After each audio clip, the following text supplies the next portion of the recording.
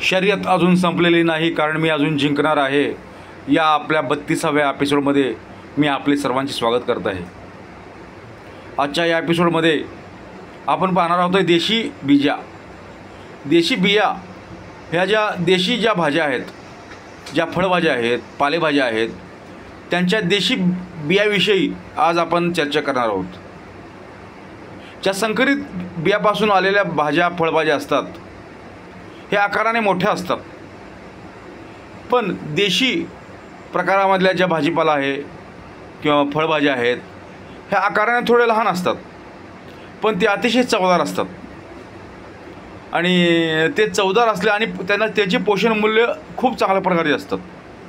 त्यामुळे आपण नेहमी हा देशी बियाचा वापर हे आपण आपल्या परसबागेमध्ये, आपल्या कुंडीमध्ये, आपल्या बाल्कनीमध्ये किंवा आपल्या अंगणामध्ये याचा वापर करून या भाज्या आपण उगवल्या पाहिजेत.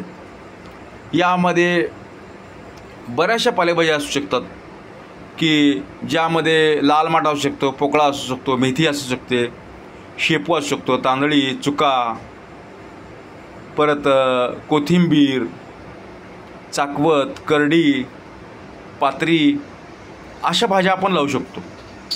आणि फळभाज्या यामध्ये आपण खूप प्रकारच्या भाज्या आपण लावू शकतो, ज्यामध्ये दोडका असेल, वांगी असेल, टोमॅटो असतील, छोटे टोमॅटो असतील, कारली असतील, दुधी भोपळा असेल, हिरवी मिरची असेल, काकडी असेल, काकडी असेल, बीट असेल,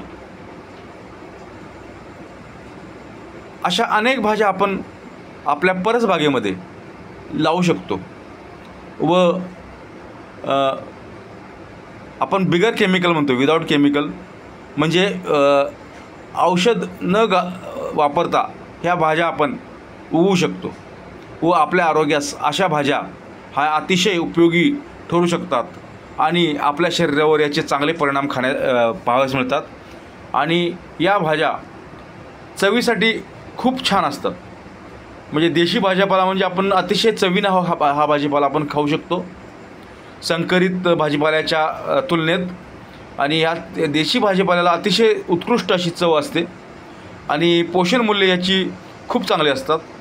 तर याचा आपण वापर, हा देशी भाजीपाल्यांचा वापर आपल्या दैनंदिन जर आयुष्यात केला, रोजच्या जेवणामध्ये केला, तर आपल्याला होणारे संभाव्य आजार, कॅन्सरसारखे आजार हे कमी होऊ शकतात आणि आपले आरोग्य चांगले होऊ शकते.